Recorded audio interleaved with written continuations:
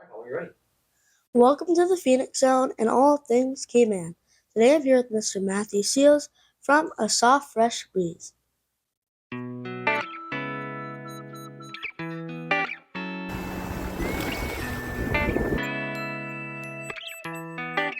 Mr. Matthew, thank you for joining the Phoenix Zone. My pleasure. And it's a pleasure to meet you, Phoenix. I was thinking about it earlier, and it's kind of cool to have one of Cayman's youngest interviewers and producing, awesome information about the Cayman Islands. So it's an honor to meet you as well. So, before we get into your collection, could you please share a little bit about your father and what he did? Sure. So to give people context, my father, Desmond Seales, was, well, first of all, he came to the Cayman Islands in the late 60s, and he was around 29 years old. He was looking for opportunities and what to do, and he got a job at the Caymanian Weekly. Now, it didn't unfortunately work out with him, and he decided to explore other options. He managed to get a loan and mocked up his first magazine in the year of 1971 or 72, somewhere around there. My details are a little off. But he produced the first magazine. So the first magazine was called The Northwester, and it featured history on the Cayman Islands. It provided, at that time, current information about the Cayman Islands, news about it, and it became a success. He went on to continue to produce that magazine every month for about 14 years. And it is now considered, because it was printed in high gloss in paper and with high quality photos, it's now considered one of the historical documents or information about the Cayman Islands. He's also done other pieces of publications and entertainment for Cayman. And this happened for over about 50 years of living in Cayman. So he's done the first news station to the Cayman Islands that was called Cayman Islands Television. He's also done the first online publication to the Cayman Islands, which was called Cayman Net News. And it was launched in 1999, just in time for the millennium to begin, the new millennium. And so your father came came to the Cayman Islands when he was 29. Around there, yeah. So, did he have any experience before he came to the Cayman Islands? That's a great question. And yes, he did. And it's actually one of the little known facts about him.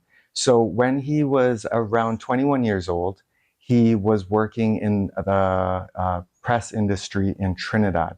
So he was born and raised in Trinidad, and he got an opportunity to work for a press company in Bahamas. And through that really gave him his start. Now, my father was a bit of an innovator and a person who loved learning on the fly. So when he went to Bahamas, he only had experience on a two-color press. So it was where at that time, you would print a film sheet basically and print one color, and then you would take the same page and print another color on it. And he went on to learn how to print a four-color press machine with no experience doing that. And he continued along that line of thought, and he eventually started working for the opposition in Bahamas, and they didn't like that very much, the opposition of the political party, and he got kind of kicked out of the country. So he moved to Miami and was exploring other opportunities, and that's kind of what led him to Cayman. That, one step that happened led to another step, finding the Cayman Islands. And I remember reading a story where he recounted this tale, and he said, on his point sheet that he was marking for every place he considered, 63 was Jamaica and 65 was Cayman. So who knows, my story would have never begun if he had 2 extra points for Jamaica. And so why do you think it is important to do what you're doing for sharing the history about Cayman and sharing a little bit about your father right now? Yeah, well, the reason why it's really important to me is, first of all, copyright laws make it very difficult for anybody else to be able to republish any written work, any photos, or anything that was done by anyone else for at least 70 years before it becomes what's called public domain. And because the Northwester was done in the 60s, my father passed away in 2010, that means nobody would have access to it digitally until 2080 if it wasn't for the efforts of my family and allowing it to kind of become available to others.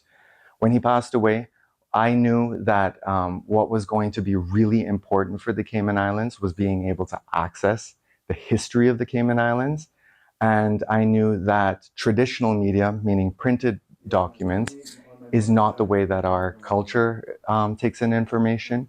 So it became kind of a thought process for me that I would need to either take this on or one of my family members would have had to take it on. And kind of luckily for me, I guess, is this is what I've been doing in my side projects all of my life. I've worked for him in the past at Cayman News. I've worked in graphic design in the past.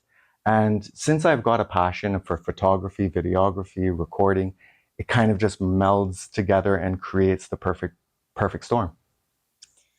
And how do you research for your YouTube channel? And how do you find all the information you need?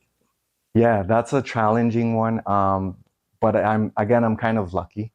I will usually, it kind of happens in reverse actually. So let me explain. I have the Remembering the Nor'Wester Facebook channel group. And in the group, what I do is I take stories from the Nor'Westers, so I kind of curate stories and I share those on that group. Now, sometimes I'll see a story that I find very interesting and I'll think, I need to bookmark this story. And I do. So I keep that story in mind.